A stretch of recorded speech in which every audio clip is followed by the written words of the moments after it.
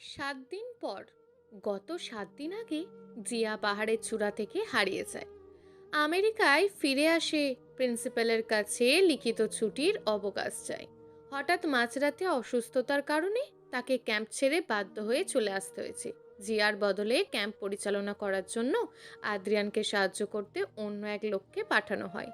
মেঘ আর আদ্রিয়ান জিয়ার এমন চলে যাওয়া দেখে অবাক হয়। পরে 2 থেকে 3 দিন পর ইরফান স্যার ফোন করে সব জানায়। জিয়ার এমন পাগলামি করার জন্য তিনিই দায়ী।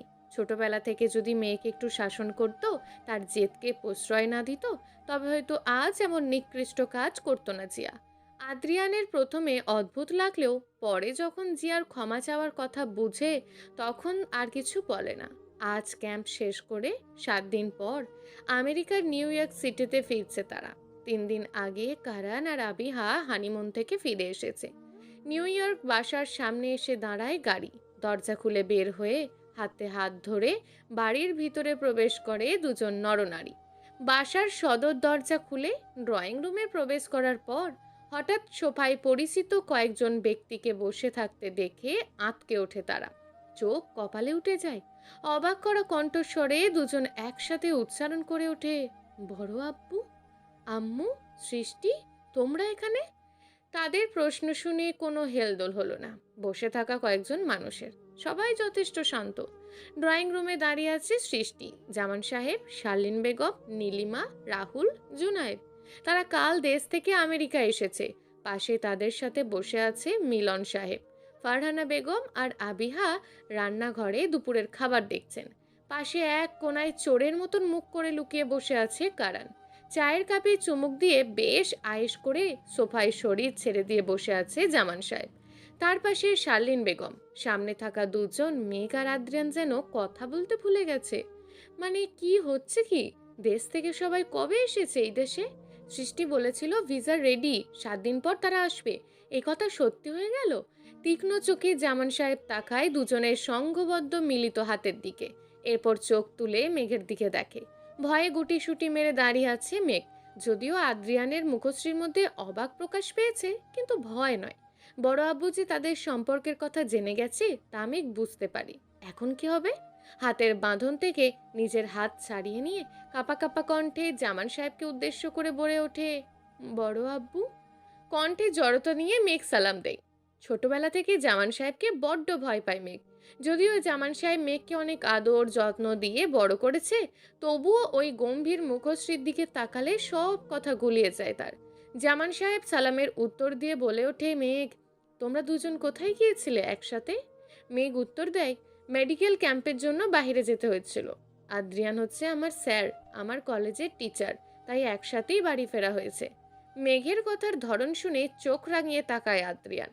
মাথা নিচু করে চুপচাপ দাঁড়িয়ে থাকে মেঘ। বড় আব্বুর সামনে তার কণ্ঠ দিয়ে আর কোনো শব্দ উচ্চারিত হবে না এখন। দূরে দাঁড়িয়ে থাকা কারণের দিকে রাগী চোখে তাকায় আদ্রিয়ান। কারণ কান ধরে সরি বলে। পরিস্থিতি সামাল দিতে আবিহা রান্নাঘর থেকে ছুটে এসে মেঘের কাছে গিয়ে বলে, মেঘ, তুই হয়তো অনেক টায়ার্ড, রুমে গিয়ে বিশ্রাম নিবি, চল, আমি তোর সাথে যাই। আবিহার কথা শুনে মেঘ দ্রুত তার সাথে যাওয়ার উদ্দেশ্যে পা বাড়ায়। কিন্তু এর আগেই পিছন থেকে আদ্রিয়ান গম্ভীর কণ্ঠে আবিহাকে নির্দেশ দেয়, আবিহা, মেঘকে আমার রুমে নিয়ে যাও। মেঘ এখন আমার রুমে থাকে আর ভবিষ্যতেও থাকবে। আমি আবার বউ ছাড়া থাকতে পারি না। আদ্রিয়ানের কথায় শালীন বেগম চোখ বড় বড় করে তাকায়। তার ছেলে এমন বউ পাগল কবে থেকে হলো? যে মেঘকে বউ হিসাবে স্বীকার করতো না, তার থেকে দূরে থাকতে চাইছে না, আর সবার সামনে এমন সাধারণ ভাষায় বলছে সেটা। সবার মুখে এখন অবাক আর বিস্ময়ের ছাপ। কিন্তু জামান সাহেব শান্ত। চিরপরিচিত গুরুগম্ভীর কণ্ঠে বলে ওঠে, গত 9 বছর যাকে নিজের স্ত্রীর পরিচয় অবধি দাওনি, তার থেকে দূরে থাকতে চাও না এখন তুমি, আদ্রিয়ান? হঠাৎ এমন পরিবর্তনের কারণ কি শুনি? সিঁড়ি দিয়ে ওপরে উঠতে গিয়ে পা থমকে যায় মেঘের। এমন বিস্ফোরণ কোনো ঘটনা ঘটবে তা মেঘ জানত। আদ্রিয়ানের মধ্যে ভয় আর লজ্জা একদমই নেই, তা সে জানে। কিন্তু বড় আব্বু, জামান সাহেব কথাটা খোঁচা মেরে বলেও আদ্রিয়ান সহজ ভাষায় বলে, বউয়ের সাথে একসাথে সংসার করলে মায়া ভালোবাসা জন্মাবে, এটা কি স্বাভাবিক নয়? আর এই জন্য বউয়ের থেকে 9 বছর দূরে থেকেছি। আদ্রিয়ান, তুমি মেঘের থেকে দূরে থেকেছো শুধুমাত্র তোমার কেরিয়ারের জন্য। ডক্টর হয়ে পিএইচডি অর্জন করা মূল লক্ষ্য ছিল। আর যখন নিজের কেরিয়ার সেটেল করে ফেলেছো, তখন তোমার মেঘের উপর ভালোবাসা তৈরি হয়েছে, রাইট? নিজের স্বপ্ন পূরণ করার জন্য মেঘকে দূরে ঠেলে দিয়েছো, আবার প্রয়োজনে ওকে কাছে টেনে নিলে। তুমি কি স্বার্থপর নও, আদ্রিয়ান? জামান সাহেবের কথা শুনে আদ্রিয়ান হাসে আর বলে, কেরিয়ার কেন গুরুত্বপূর্ণ ছিল আমার কাছে, ডক্টর কেন হতে চেয়েছিলাম আমি, তুমি জানতে না এর উত্তর? আর আমার মূল উদ্দেশ্য কেরিয়ার হলে তোমার উদ্দেশ্য কি ছিল? আমি যাতে আমেরিকায় না গিয়ে মেঘের সাথে সংসার করি, নিজের ক্যারিয়ার স্বপ্ন পূরণ না করে দেশে থাকি? জামান সাহেব কথার যুক্তি দিয়ে বলে, আমার চাওয়া কি খুব অন্যায়? একমাত্র ছেলে, ছেলের বউ, পরিবার পরিজন নিয়ে সুখে সংসার চাই। বাবা হয়ে শুধু তোমার কাছে আমার এতিম বন্ধুর মেয়ের জন্য আশ্রয় চেয়েছিলাম আমি। আদ্রিয়ানো নিজের পক্ষে ঠিক একই যুক্তি দেয়। তবে কি আমার চাওয়া ভুল ছিল? নিজের বাবার জন্য ডক্টর হতে চাওয়া, সারাদিন রাত জেগে কষ্ট করে পড়াশোনা করে চান্স পাওয়া, ভার্সিটিতে পড়তে যাওয়া, আমেরিকায় পিএইচডি করতে চাওয়া। আর তোমার কথাই মেঘকে বিয়ে আমি করিনি। প্রথমে আমি রাজি ছিলাম না, কিন্তু পরে রাজি হয়েছি। মেঘকে নিজের স্ত্রী রূপে মেনে নিয়েছিলাম আমি, কিন্তু তুমি বাধ্য করেছিলে ওকে ছেড়ে আসতে। জামান সাহেব উঠে দাঁড়িয়ে রাগী কণ্ঠে বলে, আমি বাধ্য করেছিলাম তোমায়? হ্যাঁ, তুমিই করেছিলে। ড্রয়িং রুমের সবাই তখন স্তব্ধ। কারোর মুখে কোনো শব্দ নেই, শুধু নীরব দর্শকের ভূমিকা পালন করছে। সিঁড়ির মধ্যে দাঁড়িয়ে পাশ ফিরে বাবা ছেলের কথা শুনছে মেঘ। এই পরিস্থিতি যে কোনোদিন হবে তা সে জানতো। তার এখন কি বলা উচিত তা মেঘ বুঝতে পারে না। আদ্রিয়ান পুনরায় বলে, তুমি আম্মুকে বলনি একবার বিয়ে হয়ে গেলে আমি আর কখনো আমেরিকায় যেতে পারবো না, পিএইচডি করা হবে না আমার? তুমি জানতে না আমার ক্যারিয়ারের জন্য কতটা কষ্ট করেছি আমি? হঠাৎ করে তোমার এমন ডিসিশন শুনে আমার রাগ হওয়াটা কি স্বাভাবিক ছিল না? এই রাগের কারণেই আমি সব ছেড়ে আসতে বাধ্য হয়েছি। জামান সাহেব আদ্রিয়ানের সম্মুখে দাঁড়িয়ে বলে, তুমি নিজের রাগকে এত প্রাধান্য দিলে যে মেঘকে ভুলে গেলে? 9 বছর ধরে মেঘের অপেক্ষা ভালোবাসার কোনো মূল্য ছিল না তোমার কাছে? এখন হঠাৎ করে ওর প্রতি ভালোবাসা জেগে উঠলো? আদ্রিয়ান মেঘের দিকে একবার তাকায়, এরপর বলে, মেঘকে কখনো অপেক্ষা করতে বলিনি আমি আব্বু। ওর মুখ অবধি আমি দেখিনি। আমি কি করে জানবো ও আমায় কবে থেকে ভালোবাসে? ওকে কোনো প্রতিশ্রুতি তো দিইনি আমি, বরং 7 বছর পর ওকে ডিভোর্স দিয়ে মুক্ত করে দিতে চেয়েছিলাম। 9 বছরে আমার বাড়ি না ফেরার কারণ ছিল মেঘ। কারণ আমি যদি বাড়ি ফিরে আসতাম, তবে হয়তো ওর সাথে সংসার করা সম্ভব হতো না। বিয়ে জোর করে করানো যায়, কিন্তু ভালোবাসা তো নয়। 7 বছর আগে যদি আমেরিকায় না গিয়ে ওর সাথে সংসার করতাম, তবে আমরা সুখী হতাম না। আমার পিএইচডি করতে না পারার কারণ হিসাবে ওকে দায়ী করতাম। আদ্রিয়ানের কথা শুনে জামান সাহেব একটু শান্ত হন। উনি বলেন, তবে কি তুমি বউ রেখে 7 বছর বিদেশে থেকে খুব সঠিক ডিসিশন নিয়েছো? আদ্রিয়ান বলে ওঠে, ডিসিশন নেওয়ার পরিস্থিতি খারাপ ছিল, কিন্তু ফলটা নয়। মেঘের বয়স তখন 14 ছিল। স্বামী, সংসার এসব বিষয়ে তার ধারণা ছিল না। আর আমারও তখন 18 বছর ছিল। রাগ জেদ ছিল শরীরে। আমেরিকায় না যাওয়ার কারণ হিসাবে মেঘকেই দোষ দিতাম সবসময় আমি। আর মেঘ না পারতো স্বামী আর সংসার সামলাতে, আর না পারতো পড়াশোনা করতে। মেঘের জীবনটা ধ্বংস হয়ে যেত। বিয়ের পর বউকে ঘৃণা করে বিদেশে চলে আসতে চাইনি আব্বু। আমি শুধু চেয়েছিলাম বিয়ের পর মেঘকে রেখে পড়াশোনা করতে আমেরিকায় চলে আসতে। দেশে থেকে মেঘও পড়াশোনা করতো। যখন মেঘ ম্যাচিওর হতো আর আমার পড়াশোনা শেষ হতো, তখন পূর্ণ মর্যাদায় ওকে ঘরে তুলে নিয়ে আসা। দেখো এখন আমি আর মেঘ কত সুন্দর সংসার করছি। আমি এটাই চেয়েছিলাম আব্বু। বিয়ে আর সংসারের মধ্যে পার্থক্য থাকে। সব কিছুর মধ্যে জেদ আর নিজের সিদ্ধান্তের ওপর একগুয়ামি চলে না। মেঘ খুব শান্ত হয়ে আদ্রিয়ানের কথা শুনল। প্রতিটা কথাই সঠিক। 9 বছর আগে মেঘ সত্যি বুঝতো না সংসার কি, ভালোবাসা কি। হয়তো তখন সংসার করে পড়াশোনা করা সম্ভব হতো না। জামান সাহেবও শান্ত হলেন, তবে নিজের জেদ ছেড়ে দেন না। জামান সাহেব বলেন, তবে এখন তুমি কি চাও, মেঘকে ডিভোর্স দিতে? ডিভোর্স পেপার রেডি করে রেখেছি আমি, সাইন করে দাও। আদ্রিয়ান হেসে বলে ওঠে, ডিভোর্স নিয়ে এত তাড়া কেন? আমার বউকে আবার বিয়ে দেবে তুমি আব্বু, ফারহানের সাথে? জামান সাহেব বলে, দেব। আদ্রিয়ান কোনো কথা বলতে যাবে, এর আগেই সিঁড়ি দিয়ে চিল্লিয়ে মেঘ বলে ওঠে, আমার দ্বারা ফারহানকে বিয়ে করা সম্ভব নয় বড় আব্বু। তুমি চাইলেও এই বিয়ে হবে না। মেঘ যথেষ্ট সাহস নিয়ে এই কথা বলে, এগিয়ে আসে সবার কাছে। কিন্তু যখন জামান সাহেবের সামনে দাঁড়ায়, ওর কণ্ঠ থেকে কোনো শব্দ বের হয় না। জামান সাহেব প্রশ্ন করে, কেন সম্ভব নয় ফারহানের সাথে বিয়ে করা? মেঘ মাথা নিচু করে এক অবিশ্বাস্য কথা বলে ওঠে, যা শুনে সবাই 300 ভোল্টেজের ঝটকা খায়। মেঘ বলে, কারণ কারণ আমি প্রেগনেন্ট। তুমি দাদা হতে যাচ্ছ বড় আব্বু। এমন কথা শুনে ড্রয়িং রুমের সবাই অবাক। আদ্রিয়ান চোখ বড় বড় করে তাকায় মেঘের দিকে। কি বলছে মেঘ? প্রেগনেন্ট মানে? আজ অব্দি বউকে কিস করা ছাড়া আর সে কিচ্ছু করেনি। তার মতন ভদ্র টিচার এই দুনিয়াতে নেই। ছাত্রী বউ হলেও কি তাকে বাজেভাবে স্পর্শ করবে? আর বউকে কিস করলেই প্রেগনেন্ট হয়ে যায়? ডক্টরের মধ্যে কি ভুল পড়ানো হয়েছে নাকি? কারণ বেচারা আদ্রিয়ানের দিকে তাকিয়ে আছে অবিশ্বাস্য চোখে। বিয়ে করে হানিমুনে গেল সে, অথচ বাসায় থেকে বাবা হয়ে গেল আদ্রিয়ান। কারণের কাছে এখন পৃথিবীর ব্যর্থ মানুষ হচ্ছে সে। শার্লিন বেগম খুশিতে গদগদ হয়ে গেছে। সে দাদি হবে। জামান সাহেব আর কি বলবে, উনিও খুশি হয়েছেন। তালুকদার বাড়িতে নতুন মেহমান আসছেন। কিন্তু আদ্রিয়ান বেচারা মুখ ফ্যাকাশ হয়ে গেছে। বাচ্চা কোথা থেকে আসলো? আকাশ থেকে? মেঘ মাথা নিচু করে মিটিমিট করে হাসছে। জামান সাহেব বলে, তবে ফারহানের কি হবে? আদ্রিয়ান দুষ্ট হাসি দিয়ে বলে, আব্বু তুমি 2 কেজি মিষ্টি কিনে নিয়ে গিয়ে ফারহানকে খাইয়ে দিয়েছো, ও মামা হতে যাচ্ছে। মেঘ ফিক ফিক করে হেসে ফেলে। ফারহানা বেগম সবাইকে মিষ্টি খাওয়াতে বিজি। শার্লিন বেগমের খুশির কুল কিনারা খুঁজে পাচ্ছেন না। আদ্রিয়ান ভ্যাবাচাকা খেয়ে এখনো দাঁড়িয়ে আছে। শার্লিন বেগম বলে, মেঘ তুমি রুমে যাও। এই অবস্থায় বেশিক্ষণ সময় দাঁড়িয়ে থাকা উচিত নয়। আবিয়া এসে মেঘকে রুমে নিয়ে যায়। কারণ এসে দাঁড়ায় আদ্রিয়ানের সামনে।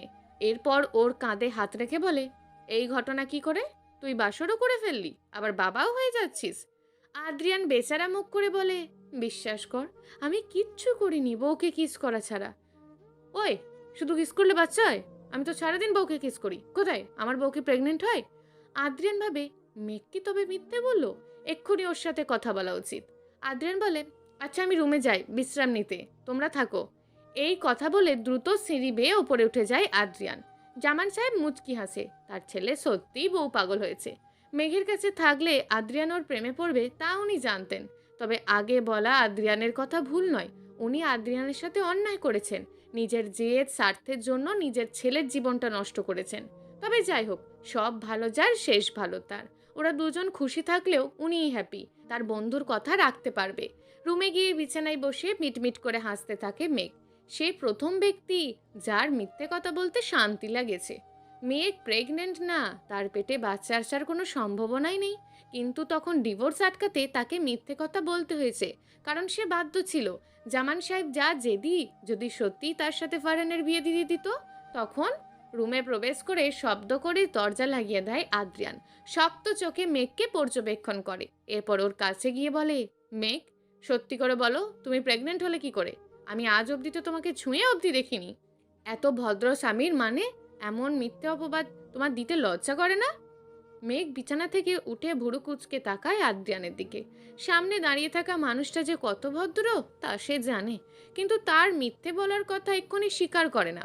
মেঘ বলে ওঠে, প্রেগনেন্ট হব কি করে মানে? বিয়ে হয়েছে, স্বামী আছে, বাচ্চা হবে, এটাই তো স্বাভাবিক। আদ্রিয়ান মেঘের চালাকি বোঝে। ওর কাছে এগিয়ে গিয়ে হাত ধরে বিছানায় বসে। মেঘের মাথায় হাত বুলিয়ে দিয়ে বলে, বিয়ের 9 বছর হয়ে গেছে, এখনো বাসর করেনি, অথচ বউ প্রেগনেন্ট হয়ে গেছে। কি করে সম্ভব শুনি? আদ্রিয়ানের মুখের দিকে দুষ্ট হাসি দিয়ে মেঘ বলে, বউ আপনার, কিন্তু বাসর করেননি, এই দোষটা কার শুনি? আদ্রিয়ান মেঘের কোমর জড়িয়ে ধরে ওর কাছে নিয়ে আসে। এরপর মুচকি হাসি দিয়ে বলে, ড্রয়িং রুমে সবাইকে যে মিথ্যে বললে, এখন যদি 9 মাস পর সবাই বাচ্চা দেখতে চায় তখন? মেঘ বিছানা ছেড়ে উঠে যায় আদ্রিয়ানের কোলে। ওর গলা জড়িয়ে ধরে আবদার করে বলে ওঠে, 9 মাস পর দেখতে চাইলে দেখবে। মিথ্যাটা সত্য হলে মন্দ হয় না, কি বলেন? কাঁধের ওপর থেকে মেঘের হাত সরিয়ে দিয়ে দূরে সরে যায়। মেঘ অবাক করা চোখে তাকিয়ে থাকে। একটু দূর থেকে মেঘের হাতের পিঠে চুমু খায় আদ্রিয়ান। এরপর শান্ত স্বরে বলে ওঠে, এমন পরিকল্পনা স্বপ্নেও করবে না। আগে তোমার পড়াশোনা শেষ হবে, এরপর, এখন না। মেঘ মুখে ভেংচি কেটে বসে থাকে। 9 বছর আগে যদি তার একসাথে সংসার করত, তবে হয়তো মেঘ একই আবদার করত। তাই দূরে থাকা উচিতই হয়েছে, আর এখনো তাই করতে হবে। প্রায় 15 দিনের মতন জামান সাহেব আর তার পরিবার আমেরিকায় থাকে। কিন্তু দেশে তাদের ব্যবসা বাণিজ্যের কারণে আবার পুনরায় চলে যেতে হয়। এই 15 দিনে প্রতিটা মুহূর্ত আদ্রিয়ানকে নজরে রাখেন উনি। তবে মেঘের প্রতি আদ্রিয়ানের যত্ন ভালোবাসা দেখে উনি খুশি হন। হয়তো তাদের দুজনকে একসাথে দেখে যদি পৃথিবীর কোনো ব্যক্তি সবচেয়ে বেশি খুশি হয়, তবে তিনি হলেন জামান সাহেব। তার মৃত বন্ধুর আমানত সে রাখতে পেরেছে। মেঘকে তালুকদার বংশের পুত্রবধূ হিসাবে দেখার স্বপ্ন তার পূরণ হয়েছে। 3 বছর পর দেশের বিখ্যাত হার্ট সার্জনের মধ্যে অন্যতম হলেন ডক্টর আদ্রিয়ান রেদওয়ান। আমেরিকার মেডিকেল হসপিটালে আদ্রিয়ান প্রথমে যে বন্ধুর পরিবর্তনে কয়েকদিন টিচারের জব করেছিল, তার ওই বন্ধু এখন ফিরে এসেছে। যদিও কলেজ কর্তৃপক্ষ তাকে অনেক জোর করেছিল টিচার হিসাবে জয়েন করার জন্য, কিন্তু আদ্রিয়ান করেনি। আমেরিকায় এখন খুব বেশি থাকা হয় না তার, বছরে 1 থেকে 2 বার যায়, বাকি সময় দেশে থাকে। মেঘের থেকে দূরে থাকার চেষ্টা করে, কারণ ওর পড়াশোনা। 9 বছর পরিবার থেকে দূরত্ব বজায় রেখে শুধু নিজের কেরিয়ারের ওপর মনোযোগ দিয়েছে, কিন্তু সে ভুল করতে চায় না। দেশে এক হাসপাতালে হার্ট সার্জন হিসাবে জয়েন করেছে। হাসপাতালে সারাদিন কাটিয়ে বাসায় ফিরে এসে পরিবারকে সময় দেয়। মা, বাবা, ভাই, বোন, চাচা, চাচি সবার সাথে সুখের সংসার তার। বছরে একবার আমেরিকা যায়, তাও সেটা মেঘের সাথে দেখা করার জন্য। গত 2-1 বছর ধরে তাদের মধ্যে যথেষ্ট দূরত্ব তৈরি হয়েছে। মেঘের ফাইনাল ইয়ার চলছিল, তাই পড়াশোনার প্রচুর চাপ। আদ্রিয়ান তাকে বিরক্তও করেনি, যদিও প্রতিদিন তাদের ফোনে ঘন্টার পর ঘন্টা কথা হয়। আদ্রিয়ান প্রায় 3 বছর আগে দেশে চলে এসেছে। মেঘকে বুঝিয়েছে, খুব কান্নাকাটি করেছিল মেঘ, কিন্তু আদ্রিয়ান জানে সে যদি মেঘের থেকে দূরে না থাকে তবে মেঘ কখনো পড়াশোনায় মন বসাতে পারবে না। জামান সাহেবের সাথে তার এখন যথেষ্ট ভালো সম্পর্ক। ছুটির দিনে বাবার ব্যবসার মাঝে বসে আদ্রিয়ান। চাচা বাবার থেকে ব্যবসার কাজকর্ম শেখে, একসাথে গল্প করে। আদ্রিয়ানের পরিবর্তন দেখে জামান সাহেব যথেষ্ট খুশি। উনি তো চেয়েছিলেন তার ছেলে তার কাছে থাকুক। আদ্রিয়ান আর আগের মতন নিজের কেরিয়ার পড়াশোনার জন্য তার পরিবার থেকে দূরে থাকে না। হাসপাতাল, সার্জারি সব কিছুর পরও সবার সাথে থাকে। তবে মেঘের থেকে দূরে থাকা তার জন্য এত সহজ ছিল না, কিন্তু সে বাধ্য। মেঘকে অনেক মিস করে প্রতি মুহূর্তে, কিন্তু তা কখনো প্রকাশ করে না। এমনিই যা বউ পাগল। যদি তার মনের অস্থিরতা মেঘের কাছে প্রকাশ করে, তবে পড়াশোনা সব বাদ দিয়ে তার কাছে চলে আসবে।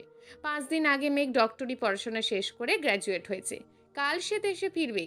আবিহা, কারান, ফারহানা বেগম, মিলন সাহেব সবাই একসাথে আসবে। ফাইনালি সে তার মেঘকে দেখতে পাবে। আদ্রিয়ান অনেক হ্যাপি।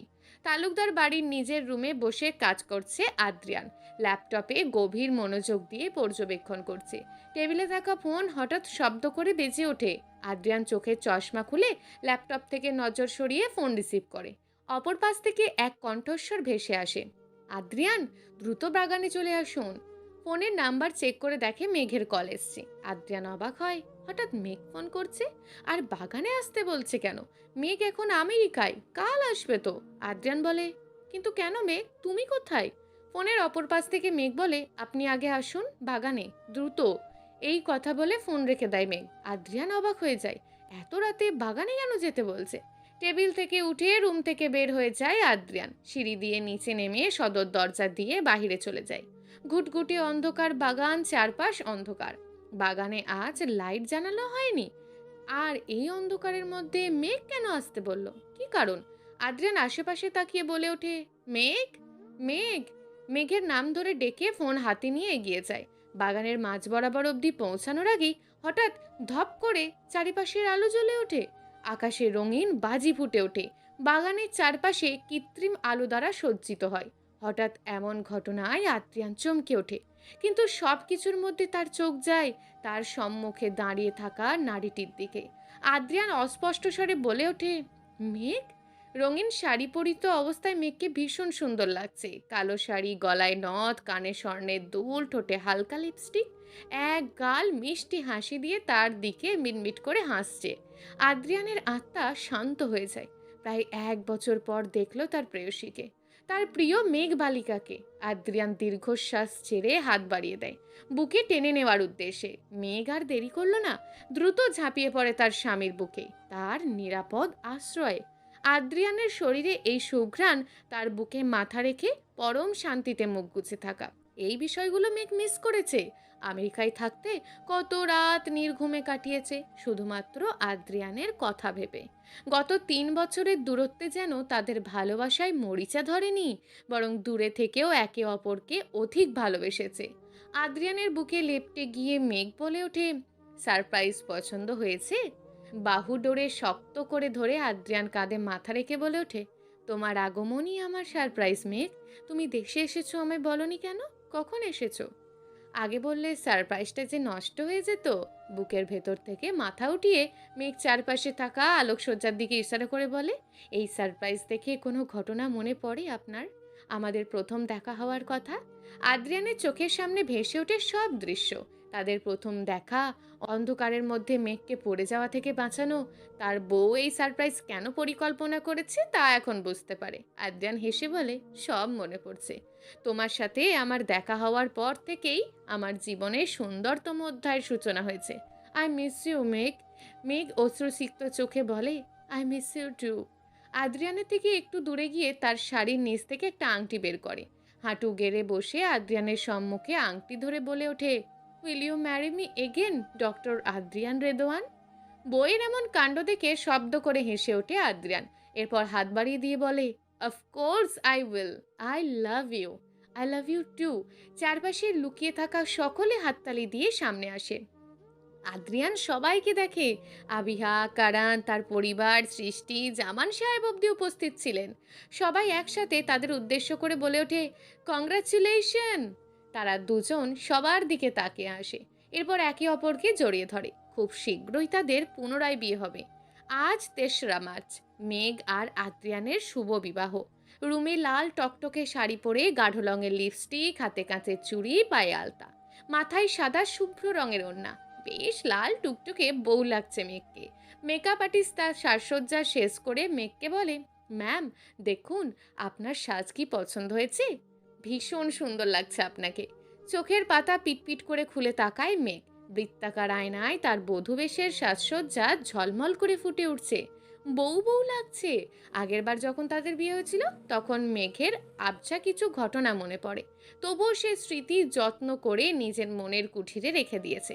সব ঘটনা কি এত শীঘ্রই ভুলে যাওয়া যায়? মেঘের সাজসজ্জা শেষ হলে রুমে আসে আবিহা। আবিহা আর কারণের একটা ছোট্ট ছেলে হয়েছে, নাম আহান, যার বয়স এখন 2 বছরও হয়নি। আবিহা তার প্রিয় বান্ধবীকে বউ সাজে দেখে হাঁ করে তাকিয়ে থেকে বলে, কত সুন্দর লাগছে আমার মেঘপরীকে, কারোর নজর যেন না লাগে। মেঘ হাসে। আবিহা ওর কাঁধে হাত রাখে। নিজের চোখ থেকে কালি নিয়ে এসে মেঘের থুতনির উপর লাগিয়ে দেয়। আবিহা বলে, এখন চল মেঘ, আদ্রিয়ান ভাই বিয়ের আসরে জামাই সেজে অপেক্ষা করছে তোর জন্য। মেঘ লাজুক হাসে। এরপর আয়নার দিকে তাকিয়ে দীর্ঘশ্বাস ফেলে। আজ তার মা বাবাকে বড্ড মনে পড়ছে। তারা থাকলে হয়তো অনেক খুশি হতো, কিন্তু তারা পারল না দেখে যেতে। মেঘকে নিয়ে রুম থেকে বের হয় আবিহা। দরজার বাহিরে দাঁড়িয়ে আছেন জামান সাহেব। মেঘ দরজা খুলে বের হয়। জামান সাহেব একবার তাকায় মেঘের দিকে। কত সুন্দর লাগছে আজ তার মেয়েকে। চোখ জুড়িয়ে যাচ্ছে তার। 14 বছর বয়স থেকে মেঘকে নিজের মেয়ের মতন বড় করেছে সে। আর সেই মেয়ে তার ছেলের বউ হয়ে তার ঘরে যাচ্ছে। জামান সাহেবের 2 চোখ যেন পড়তে পারে। মেঘ সে বলে, বড় আব্বু কেমন লাগছে আমায়? জামান সাহেব মেঘের মাথায় হাত দিয়ে বলে ওঠে, তালুকদার বাড়ির বড় গিন্নি লাগছে, আর আমার মেয়ের মতন লাগছে। জামান সাহেবের কথা শুনে মেঘ হাসে। এই মানুষটা সত্যিই তাকে কখনো বাবার অভাব বুঝতে দেয়নি। জামান সাহেবের জন্য আজ তার জীবনে এত সুখ এসছে। জামান সাহেব মেঘের দিকে হাত বাড়িয়ে দিয়ে বলে, হাত ধরে আমার মেয়েকে বিয়ের আসরে পৌঁছে দিয়ে আসি। জামান সাহেবের কথায় মেঘ সম্মতি দিয়ে বলে ওঠে, চলো বড় আব্বু। মেঘ জামান সাহেবের হাত ধরে সিঁড়ি দিয়ে নিচে নেমে যায়। পা বাড়ায় বিয়ের আসরের উদ্দেশ্যে। তালুকদার বাড়ির সামনের ফাঁকা অংশে বিশাল বড় করে বিয়ের আয়োজন করা হয়েছে। শত শত অতিথি, বন্ধু বান্ধব সকলে এসেছে। তিহান আর নুহাও এসেছে। বর্তমানে ওরা রিলেশনশিপে আছে। গত 3 বছরে তাদের মধ্যে একটু একটু করে বন্ধুত্ব গড়ে উঠেছে। কখন যে একে অপরকে ভালোবেসে ফেলেছে তা বুঝতেই পারেনি। নুহা তিহানের পাশে সব সময় থেকেছে। নিজের প্রিয় শত্রুকে ভালোবেসে ফেলেছে তিহান। আর জিয়া, ওর বিয়ে হয়ে গেছে এক ডক্টরের সাথে। হাসপাতালে থাকা অবস্থায় পার্থ নামের একটা ছেলে তাকে বেশ পছন্দ করত, কিন্তু কখনো বলার সাহস হয়নি। জিয়া আদ্রিয়ানকে ভালোবাসে এই ভেবে সে তার ভালোবাসা প্রকাশ করেনি। তবে আদ্রিয়ান দেশে চলে আসার পর জিয়া একা হয়ে যায়। হাসপাতালটা তাকে একাই সামলাতে হতো। তখন তার নিকটে আসে পার্থ। কাজ করার সুবিধার্থে তারা একসাথে থাকতো। এরপর প্রেম, বিয়ে। জিয়া এখন বুঝতে পারে ভালোবাসার পাগলামির মধ্যে হাজার খানেক পার্থক্য রয়েছে, আর পার্থকে সে ভালোবাসে। জিয়া নিজেকে খুব লাকি মনে করে পার্থর মতন এমন হাজবেন্ড পেয়ে। তারা এখন সুখে সংসার করছে। বিয়ের স্টেজে বর সেজে বসে আছে আদ্রিয়ান। তার মধ্যে অদ্ভুত নার্ভাসনেস কাজ করছে। মেঘকে বউ সাজে কেমন লাগছে দেখতে তা বড্ড দেখার ইচ্ছে করছে তার। আদ্রিয়ানের অপেক্ষার মধ্যে সদর দরজা দিয়ে মেঘ বউ সেজে বাহিরে আসে। সারা জায়গা জুড়ে লাল কার্পেট আর অভিনব সাজসজ্জা। আদ্রিয়ান উঠে দাঁড়ায়। জামান সাহেবের হাত ধরে এগিয়ে আসে মেঘ।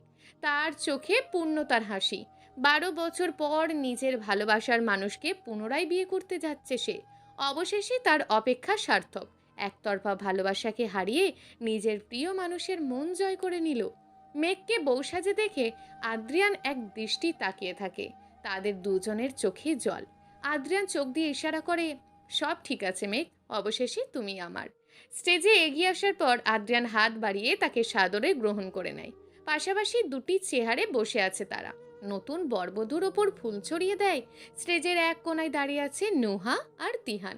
তিহান তার হাতে থাকা ফুল নুহার দিকে ছুড়ে দেয় আর বলে, নুহা, ওদের দুজনের বিয়ে দেখে আমারও বিয়ে করতে ইচ্ছে করছে, চল না বিয়ে করি।